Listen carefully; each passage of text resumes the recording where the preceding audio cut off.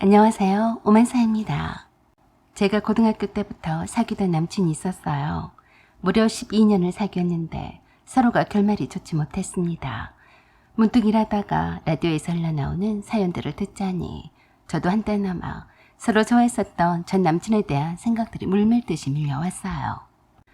그 친구는 같은 학교의 같은 반 친구라서 고등학교를 졸업을 할 때까지만 해도 그저 친구로만 잘 지냈을 뿐이었어요. 그때는 특별히 친한 것도 아니었어요.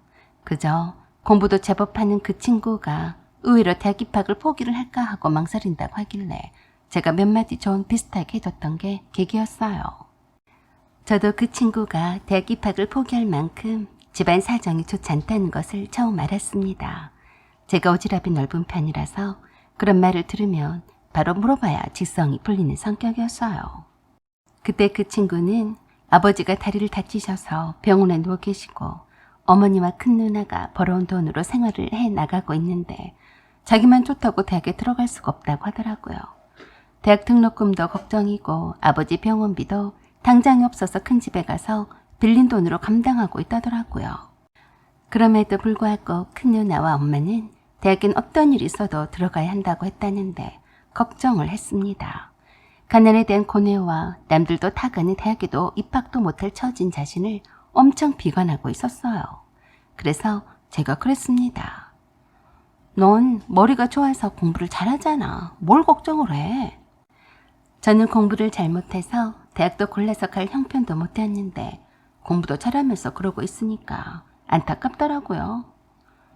너는 몰라. 가난을 몰라서 그래. 우리 집처럼 매일매일 돈 걱정을 하면서 살아봐. 그렇게 쉽게 말이 나오나. 너는 부모님을 잘 만나서 그런 거 몰라서 그래. 그래서 제가 그랬어요.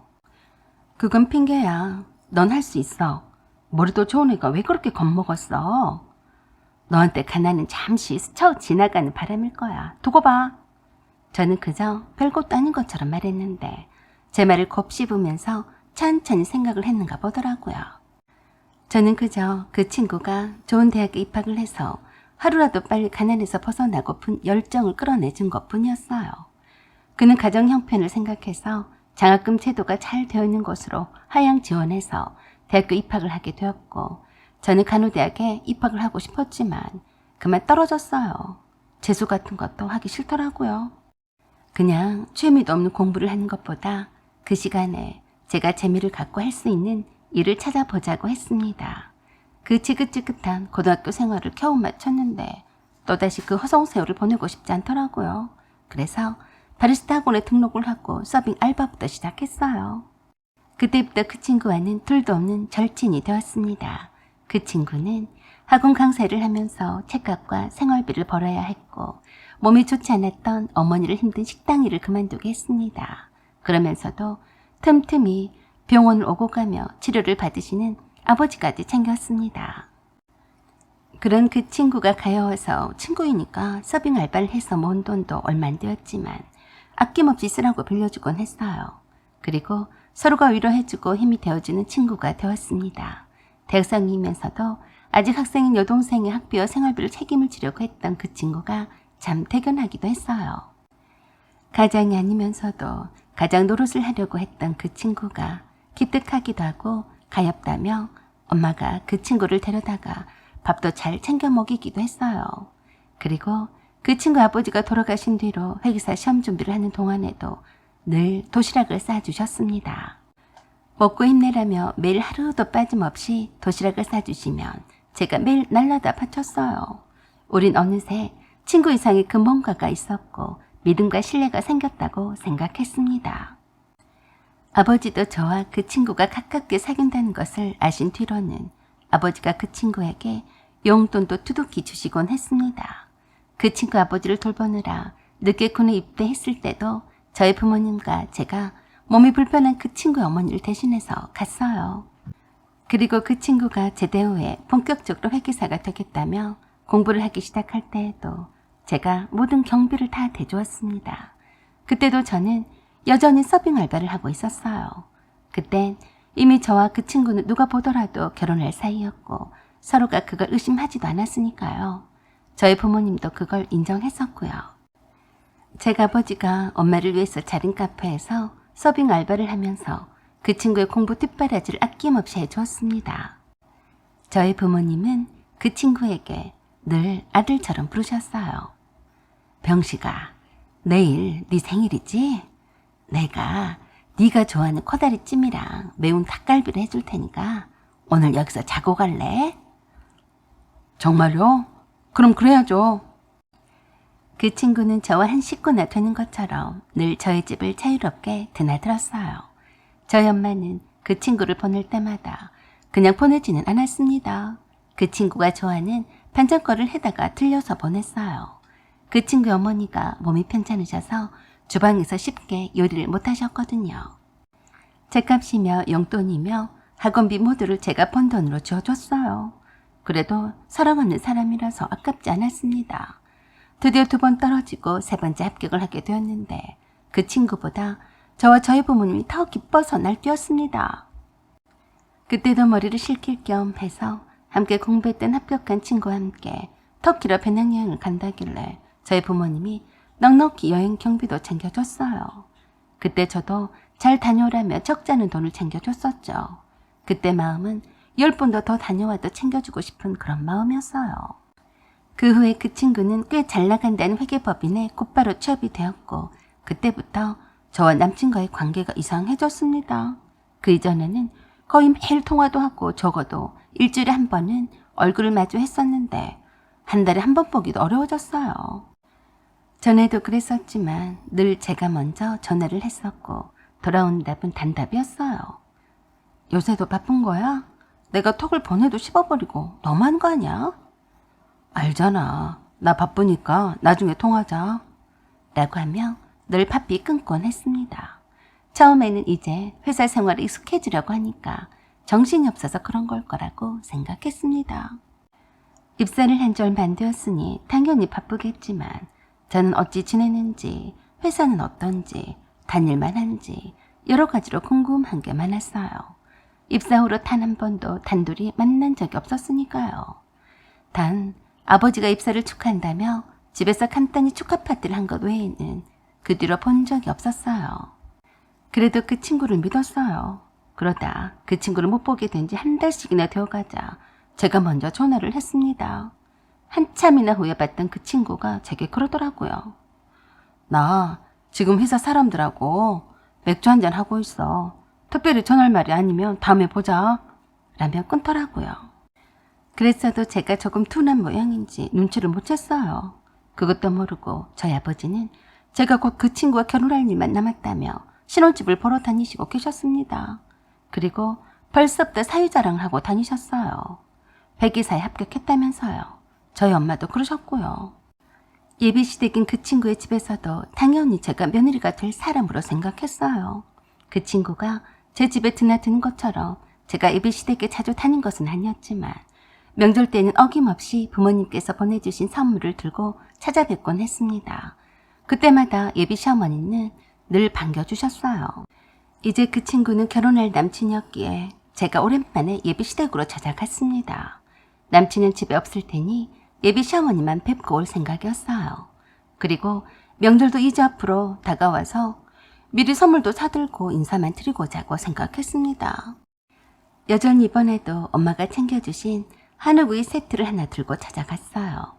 남친의 집은 일반 단층 주택이라서 벨을 누르면 마당을 거쳐서 문을 열어줘야 들어갈 수가 있었어요.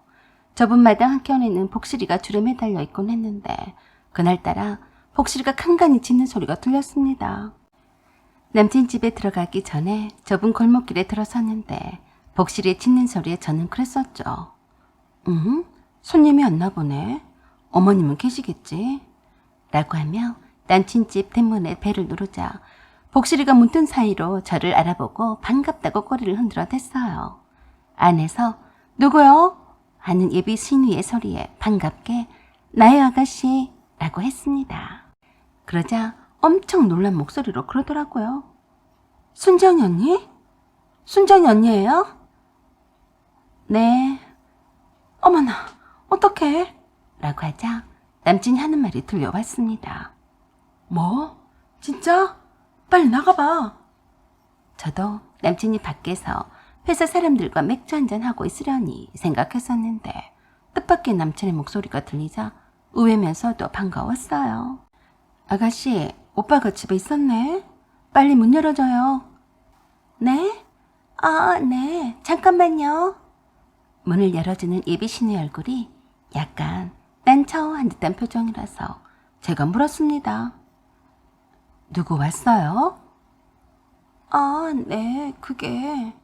그런데 무슨 일로 왔어요? 저는 한우 세트를 보자기로 싼 것을 두 손으로 거의 들고 들어갔습니다. 그런 저에게 예비신우이가 그러더라고요. 언니, 저 죄송한데요. 지금 손님이 계셔서 그러는데요. 다음에 오시면 안 될까요? 손님이 와 계세요? 네. 그럼 내가 들어가지 않고 여기 있을 테니까 어머님만 잠깐 뵙고 갈게요. 그리고 병식 씨는 왜 안 나와요? 아, 오빠요? 오빠는 지금 집에 없어요. 뭔 소리야? 아까 분명히 소리를 들었는데 없다고 하더니 그럴 리가 없었거든요. 왜 그래요? 아까 분명히 들었는데 그래요. 뭘 들었다는 거예요? 오빠 집에 없어요. 언니, 정말 미안한데요. 엄마도 지금 손님 때문에 못 나오시니까 오늘은 그냥 가세요. 좀 서운했습니다. 그리고 이상했어요. 그래도 그렇게까지 말하는 데는 무슨 이유가 있겠거니 싶어서 그랬습니다. 그럼 어머니께는 이거 드리세요. 명절 잘 세시라고 엄마가 보낸 거예요. 그럼 이만 가볼게요. 라고 하고 돌아서 나오려는데 마침 밖에서 서너 사람들이 열려진 대문 사이로 들어오고 있더라고요. 남친의 여동생과 그 사람들이 서로 아는 양 인사를 건네며 그 사람들이 남친의 여동생에게 그랬어요. 병식 이 자식 지 짝꿍 데리고 왔다고 인사시킨다고 오라던데 지금 안에 있지? 그러자 남친의 여동생이 놀란 표정으로 제 눈치를 급히 살피더니 그러더라고요. 아니에요. 오빠가 장난쳤나 보네. 어서 들어가세요. 그래서 제가 그 사람들한테 아는 체를 하며 인사를 건넸습니다. 처음 뵙네요. 병식 씨 친구분이신가 봐요. 내가 인사를 하자 그 사람들이 그랬어요. 아, 누구시죠? 그러자 갑자기 집에 없다던 남친이 나와서 그랬습니다. 어이, 왔어? 우리 사촌 누나야. 어서 들어가 있어. 뜬금이 없어서 놀랐습니다. 황당한 표정을 짓는 나는 번체만 차고 친구들 등 떠밀다시피 하며 집 안으로 들이밀었습니다. 남친의 여동생도 함께 떠밀려서 들어갔고요. 그때부터 뭔가 이상하다고 감지했습니다. 왜 집에 있으면서 없다고 하라고 시켰어? 그리고 왜 내가 네 사촌 누나냐? 그랬더니 남친 제가 들고 왔던 한우구이 세트를 들고 나를 끌고 대문 밖으로 이끌더니 그랬습니다. 내가 그동안 너한테 말을 못했는데 나 너 말고 좋아하는 여자가 생겼어. 지금 그 여자가 인사하러 왔고 저 친구들한테도 소개를 시키려고 오라고 한 거야. 순간 제 귓구멍이 막혀서 뭘 잘못 들었나 하고 잠시 잠깐 멍 때렸어요. 설마 잘못 들은 거겠지? 병식이는 그런 남자가 아니잖아. 따지고 보면 제게는 엄청 충격적인 말인데 너무도 담담히 아무렇지도 않게 읊어내리더라고요. 저는 그 말이 믿기지가 않아서 되물었어요. 다시 말해봐. 그러니까 네가 나를 지금 뻥 하고 차는 거냐? 응, 나는 너를 친구 이상으로 생각하지 않아. 나 곧 결혼할 거야. 뭐? 결혼? 나 말고 다른 여자랑 한다는 거야? 응, 내가 가만히 생각해봤는데 너는 그저 편한 친구였을 뿐이었어. 아주 좋은 친구. 내가 한때는 네가 너무 좋아서 이성적으로 좋아하는 줄 착각했어. 내가 제정신을 차렸을 때는 네가 나를 너무 좋아하는 것 같아서 차마 말 못한 거야. 너는 나의 소중한 친구였으니까 미안해. 나를 이해를 해주라. 저는 그 순간에 머리가 하얘져서 아무것도 생각이란 걸 할 수가 없었어요. 그런 나에게 너무도 차분하게 제게 그랬습니다. 나는 사랑하는 여자와 결혼을 하고 싶지 친구 같은 여자는 아니라고 봐. 네가 나한테 해준 모든 것은 내가 되갚아 줄 순 없지만 그게 사랑이 아니라 우정이었다고 생각해주면 좋겠어. 우정 같은 소리하고 자빠졌네. 누구 맘대로 우정이야? 자기 편할 대로 사랑이 우정이라니 미치고 환장하겠더라고요. 그 말에 제가 완전히 열불이 나서 그랬어요. 뭐? 우정? 그럼 그동안 우정을 핑계로 해서 사랑이란 착각 속에 나를 빠뜨리고 이용해 먹은 거야? 네가 그동안 나한테 했던 그 말과 행동은 다 뭐였니? 기가 막혀. 그래서 그동안 한 번도 친구들에게 나를 소개를 해주지 않은 거였어? 그래, 차라리 이렇게 되었으니 내가 좀 더 솔직해질게. 나한테는 너는 내 이상형이 아니야. 친구라면 또 모를까. 내가 평생 함께 살 여자로는, 아니 내 친구들한테 너를 보여주기가 창피해. 그건 사랑이 아니잖아. 뭐 이런 개 뺐다구가 다 있나 싶었습니다. 미안해. 내가 이번 달 안으로 너한테 돈으로 갚을 수 있는 거는 다 갚도록 할게. 아니, 다 못 갚을 수도 있을지 모르지만 내 성의껏 돈을 붙일게. 그러니까 다시는 내 앞에 나타나지도 연락을 하지 않았으면 해. 그런 다음에 문을 닫고 들어가 버렸습니다. 저는 그때 너무 기가 막혀서 그 자리에 주저앉아서 한참을 멍청하게 그러고 있다가 왔습니다. 내가 그동안 이런 인간한테 무슨 뻘짓을 했나 싶었습니다. 제 대급박을 땅바닥에 쳐박고 싶더라고요. 에이구, 너 같은 바보는 그냥 이 세상을 떠나버리는 게 나아. 이렇게 믿는 도끼 발등을 지키고도 살고 싶냐? 오히려 그 인간보다 당하고 산 바보 같은 내 자신이 더 원망스러웠습니다. 핏기가 하나도 없는 얼굴로 들고 간 한우 구이 세트를 다시 들고 온 저를 본 엄마가 왜 그러냐고 하셨지만 피곤하다며 그냥 이불 속에 처박혔습니다. 그리고 몇 날 며칠 동안을 회사에 가지도 않고 실어증에 걸린 사람처럼 말 한마디도 하지 않았어요. 엄마가 물어도 대답도 하지 않았고 세상이 온통 묵음 처리가 된 듯 고요하기만 했습니다. 엄마도 뭔가 낌새가 이상해서 남친에게 전화를 걸어봤지만 받지도 않아서 저랑 남친이 그저 싸운 줄로만 아셨대요. 저는 한 사나흘 정도 정신없이 헤매다가 다시 정신줄을 잘 잡았습니다. 그건 그거고 눈앞에 쌓인 일은 해야 했으니까요. 그리고 부모님께 사실을 그대로 말씀을 드렸어요. 그랬더니 부모님께서도 매우 놀라시며 그러셨어요. 세상에 믿을 놈 하나도 없구나. 그 애가 그렇게 뒤통수를 칠 줄은 몰랐네. 그래도 그건 아니지. 그 애를 내가 잘못 봤다. 아니면 그 애가 완전히 고단수였던가. 원래 그런 자식이었다면 차라리 잘된 거라고 생각해라. 그런 호로 자식이 다 있다니 내가 두고 보겠다. 부모님도 생각보다 그리 연연해하지 않으셨어요. 그런 인성이라면 잘 헤어진 거라고 하셨습니다. 그런 본성을 못 본 채 결혼했더라면 어쩔 뻔했냐고 그러셨어요. 그래서 저도 그냥 잊어버리려고 했습니다. 그런데 자꾸 생각이 났어요. 어쩜 내 순수한 마음을 이용해서 자기 뱃속을 다 채우고 나를 헌시짝처럼 버릴 수가 있는지 갈수록 분통이 터지더라고요. 이러다간 제 마음속에 깊이 남은 상처로 인해서 제가 죽을 것만 같았습니다. 그 오랜 세월을 남친에게 헌신했던 것도 억울하고 또 억울한데 화병으로 인해서 내 스스로를 갉아먹는 것은 절대로 용납이 되지 않는다고 생각했습니다. 그래서 어떻게 하든지 복수를 하겠다고 다짐을 했어요. 그런 마음을 먹기 시작하면서부터 힘이 저절로 솟는 듯 했습니다. 제가 가만히 입 닥치고 있으면 또 다른 여자 인생을 송두리째 망칠 게 뻔한데 한 인생을 구원한다는 차원에서도 그냥 두면 안 되겠다고 생각했어요. 예상대로 그 인간의 결혼식은 착착 진행이 잘 돼가는지 결혼식 청첩장을 남발하고 다녔습니다. 그 소심하고 자존감이 낮았던 그 인간이 어느새 회계사가 되고 번듯한 직장인이 되니까 자신감이 만땅에 있더라고요. 학교 선후배들도 다 부르고 회계법인 식구들까지 싹 다 불러 제꼈습니다. 미모의 신부에다 그 신부의 집안도 소속해 있던 회계법인의 대표가 집안의 친척이었으니 가히 성공했다 해도 과언이 아니었을 거네요. 저는 전 남친의 결혼식장에 쫓아갔습니다. 예상대로 많은 사람들이 하객으로 붐볐어요. 전 남친의 어머니도 그날만큼은 곱디곱게 단장하고 부모님석에 앉아 있었어요. 하지만 웬일인지 신부 대기실에는 있어야 할 신부가 보이지 않았어요. 하객을 맞이하는 신부 측 사람들도 보이지 않았고요. 신랑 측에서는 신랑만 하객을 맞이하느라 바빠서 그런지 눈치를 못 채고 있더라고요. 저는 신랑으로서 서 있는 전 남친을 향해서 웃으면서 다가갔습니다. 저를 발견하고서는 애써 제 눈을 피했어요. 그러던지 말던지 제가 다가가서 말했어요. 네가 얼마나 결혼식을 잘 치르나 구경하러 왔다. 그래도 내가 너의 오랜 친구인데 청첩장은 보내지 않았어도 와서 구경은 해줘야 할 것 아니겠냐?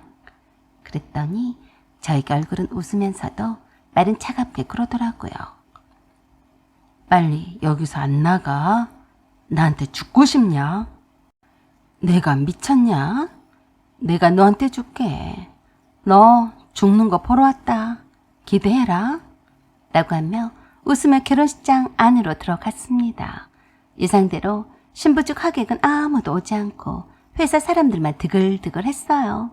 그 흔하디흔한 신랑과 신부의 포토 전시도 없더라고요. 결혼식 시간이 예정대로라면 벌써 신부 대기실에 신부가 도착이 되어 있어야 하는데 오지도 않고 신부 쪽 부모님이야 식구들도 콧배기도 보이지 않았습니다. 그때서야 부랴부랴 신랑이 이리저리 진땀을 빼가며 연락을 하는 눈치였어요. 작정을 하고 나오지 않았는데 연락이야 받았겠어요. 주례사를 해주실 대학교 담임 교수도 어렵게 모셨는데 신랑집 사람들이 약속이나 한 것처럼 오지 않았으니 회사 동료들과 선후배들과 친척들이 웅성거리기 시작했습니다. 그때 제가 결혼식 메인 무대에 올라가서 마이크를 잡고 말했어요. 안녕하십니까. 저는 신부 측의 부탁을 받고 이 자리에 섰습니다. 여러분들 이미 느끼셨다시피 지금 신부 측에서는 이 시간까지 아무도 나타나지 않았습니다. 지금 제가 신부 측에서 전하는 메시지를 대신 읽어드리겠습니다. 모두들 잘 들어주시면 감사하겠습니다. 아, 그러기 전에 잠시 중앙 상단의 화면에 집중해 주십시오. 거기에는 저와 다정하게 찍었던 전 남친과의 사진이 여러 컷이 공개가 되었어요. 저기 보시다시피 저 사진 속의 여자는 바로 저입니다. 12년을 사귀었고 결혼까지 약속했었던 사이였어요. 그래서 제가 서빙 알바까지 해가며 돈을 처발라서 회계사 공부 뒷바라지도 했습니다. 제가 아무리 머리가 나빠도 그렇지 내 남자도 아닌데 다른 여자한테 고이 보내드리기 위해서 그랬겠습니까? 이 사실을 알고 본인식의 신랑 인성이 문제가 있다는 판단하에 파혼을 선언하셨습니다. 이에 따른 모든 책임은 그동안의 사실을 속이고 결혼하려고 했던 막대먹은 김병식 씨에게 있음을 알려드린 바입니다. 자, 지금부터 신부가 전해온 메시지를 읽어드리겠습니다. 이 나쁜 병신 새끼야. 네 같은 것도 사람이냐? 감히 속일 게 없어서 나를 속이려고 했냐? 감히 단언하지만 너는 이젠 끝장이다. 라고 읽어달라고 했습니다. 그리고 아마 김병식 씨한테는 해고 통지가 날아갈 거라고도 전해달라네요. 라고 하자 신랑이 채통도 없이 저 미친 여자 끌어내라며 소리를 고래고래 지르면서 저에게 돌진했습니다. 멍청하게 만인이 다 보고 있는데 앞에서 저를 어쩌겠습니까? 그렇지만 제정신이 아닌 신랑이더라고요. 제가 결혼식을 망쳤다며 저를 잡아 죽이려고 했어요. 뭐 그 정도 예상을 못했겠어요. 저는 그 자리에서 쓰러져 죽는 신용을 했습니다. 미리 대기하고 있던 덩치 2명이 짠 하고 나타나서 신랑 멱살을 잡아서 제지했어요. 회사 동료들이 놀라서 동영상을 다 찍었으니 빼도 박도 못하고 경찰로 바로 직행을 시켰습니다. 합의 같은 거 일절 해주지 않은 덕에 구속이 되어서 철창 신세를 지고 말았습니다.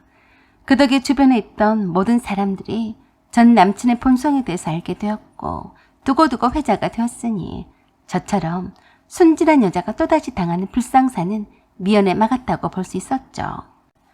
듣기로는 신부가 보통이 아닌 사람이라서 신랑이 명줄을 쥐고 흔들고 있어서 아무것도 못하고 산 송상처럼 쥐죽은 듯이 산다고 들었어요. 저는 그 신부랑 아이러니하게도 친구처럼 가깝게 지내고 있네요. 저와 코드가 잘 맞더라고요. 저런 인간은 가만히 두면 안 된다는 의견이 잘 맞았습니다. 그쪽 업계에도 파다하게 퍼져서 아무도 전 남친을 상대를 해주지 않는다고 하던데 개인 사무실을 차리지도 못하고 있는 걸 보면 그런가 싶기도 했습니다. 당연히 그래야죠. 내 속을 어떻게 다 뒤집어 놓았는데 그런 인간이 편히 살면 안 되는 거 맞죠? 사연은 여기까지입니다. 구독과 좋아요 부탁드려요. 감사합니다.